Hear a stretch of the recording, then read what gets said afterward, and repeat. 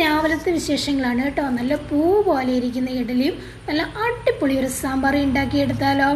ഒരാഴ്ചത്തേക്കുള്ള മാവ് അരച്ചാണ് ഞാൻ ഫ്രിഡ്ജിൽ സ്റ്റോർ ചെയ്യുന്നത് കേട്ടോ. എന്നിട്ട് നമുക്ക് ആവശ്യത്തിനനുസരിച്ച് മാവ് എടുത്തിട്ട് അതിലേക്ക് ഉപ്പ് ചേർത്താണ് ഇഡലിയോ ദോശയോ ഉണ്ടാക്കുന്നത്.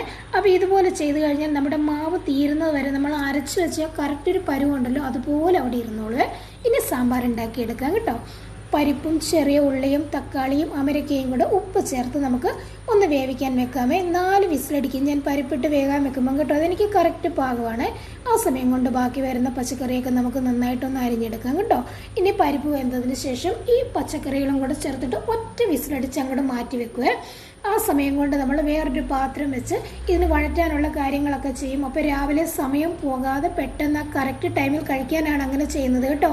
വെണ്ടയ്ക്കയും മുരിങ്ങയ്ക്കയും സവോളയും കറിവേപ്പിലയും കൂടെ വെളിച്ചെണ്ണ കടുക് വറുത്ത് അതിലേക്കിട്ട് നന്നായിട്ടൊന്ന് വഴന്ന് വരുമ്പോഴേക്കും നമ്മൾ വേവിച്ച് വെച്ചിരിക്കുന്ന പച്ചക്കറികളും കൂടെ ചേർത്ത് പൊടികളും കൂടെ ചേർത്ത് മുളക് പൊടി, മഞ്ഞൾപ്പൊടി, മല്ലിപ്പൊടി, ഉലുവാപ്പൊടി, കായപ്പൊടിയും കൂടെ ചേർത്ത് നന്നായിട്ട് തിളച്ച് വരുമ്പം കുറച്ച് കൂടുതൽ മല്ലിയിലയും കറിവേപ്പിലയും കായപ്പൊടിയും കൂടെ ചേർത്തെടുത്താൽ അടിപൊളി സാമ്പാർ തയ്യാറാണ്.